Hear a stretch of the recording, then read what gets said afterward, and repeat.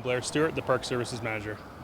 It seems an extraordinary measure has kind of been taken to close some parks in the city. Why was that done?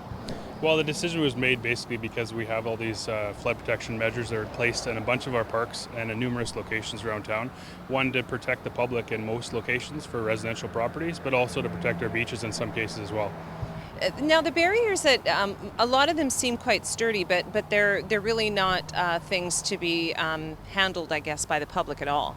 Yeah, and they're all pieces of property of the province as well, so they're not owned by the city, and we're looking after them, right? So we want to make sure the public's doing the same thing. They're there for a purpose. They're not there to be played on, walked on, jumped on, that kind of stuff. It's a protection measure for the flood, and that's the whole reason why they're there. So we want to make sure that the public recognizes that, respects that, and leaves them in place.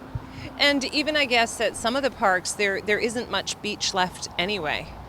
In some cases, the water's come up quite large, or quite high, and the elevation is starting to, really lose the beach in most places, right? So you're not really having a beach to walk on right now as it is. And another measure has been taken to protect the structures as well, right? Yeah, so in some cases, we're actually looking at putting security guards in place for sometimes up to 24/7, just to make sure that, one, there's no vandalism, because we want to make sure this is here for a purpose and that it's here to protect the public, and that we have to really look after them to make sure that that barrier is there for us when we need it. And I wonder if some people might see this as an extreme measure. Do you see it being an extreme measure?